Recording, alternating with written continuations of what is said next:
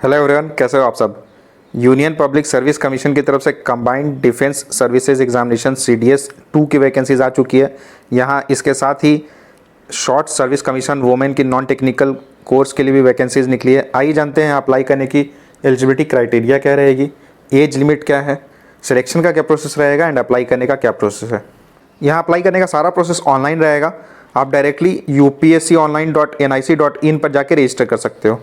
Online application start हो चुकी है। अप्लाई करने की लास्ट डेट 24 अगस्त है और आप चाहो तो 31 अगस्त के पहले तक अपने एप्लीकेशन को विड्रॉ कर सकते हो। तो यहाँ पे नेगेटिव मार्किंग रहेगी। OMR शीट में मार्क करते समय आपको केवल ब्लैक पेन ही यूज़ करना है, black ball pen.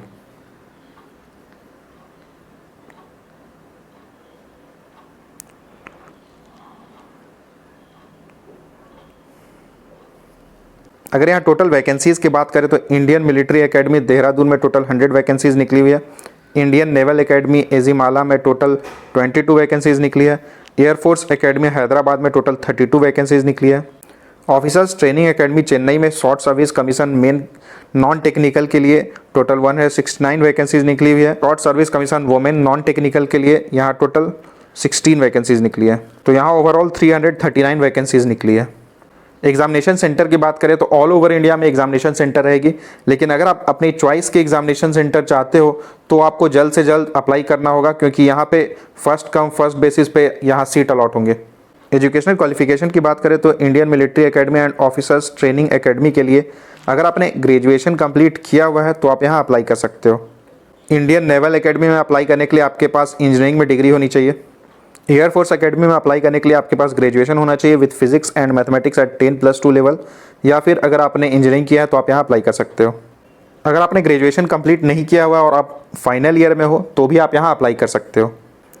Application fees की बात करें तो यहाँ 200 रुपीज़ का एप्लीकेशन फ़ी आपको पे करना होगा, और अगर आप फीमेल हो या SC/ST कैंडिडेट हो तो यहाँ आपको कोई एप्लीकेशन फ़ी पे नहीं करना है। सिलेक्शन प्रोसेस की बात करें तो सबसे पहले आपको एक रिटन एग्जामिनेशन देना होगा। उसे क्लियर करने के बाद आपको इंटरव्यू एंड पर्सनालिटी टेस्ट के लिए कॉल किया जाएगा। यहाँ एग्जाम पैटर्न की बात करें तो Indian military academy, Indian naval academy and air force academy के लिए आपसे English, general knowledge and elementary mathematics की टेस्ट ली जाएगी, एंड ये सारे एग्जाम्स 2-2 घंटे के लिए जाएंगे एंड 100 मार्क्स के रहेंगे। और ऑफिसर्स ट्रेनिंग एकेडमी में एडमिशन के लिए आपसे इंग्लिश एंड जनरल नॉलेज के क्वेश्चंस पूछे जाएंगे, एंड ये दोनों 2-2 घंटे के पेपर्स रहेंगे एंड इसमें 100 मार्क्स के क्वेश्चंस आपसे पूछे जाएंगे, और ये सारे एग्जाम ऑब्जेक्टिव टाइप रहेंगे। रिटन टेस्ट क्लियर करने के बाद आपको इंटरव्यू के लिए कॉल किया जाएगा। Indian military academy, Indian naval academy and air force academy में 300 मार्क्स का इंटरव्यू होगा, और ऑफिसर्स ट्रेनिंग एकेडमी में 200 मार्क्स का इंटरव्यू होगा। रिटन टेस्ट में ऑब्जेक्टिव टाइप क्वेश्चंस पूछे जाएंगे एंड आप इसे इंग्लिश या हिंदी किसी भी लैंग्वेज में दे सकते हो। आप यहाँ डिटेल सिलेबस देख सकते हो। आर्मी, नेवी, एयरफोर्स तीनों के मेडिकल स्टैंडर्ड्स अलग अलग हैं, तो अगर आप उसमें वहाँ क्वालिफाई करते हो तो ही आपका यहाँ फाइनल सिलेक्शन होगा। इस नोटिफिकेशन की लिंक मैंने डिस्क्रिप्शन बॉक्स में डाल दी है, तो आप वहाँ जाकर चेक कर सकते हो एंड अप्लाई कर सकते हो।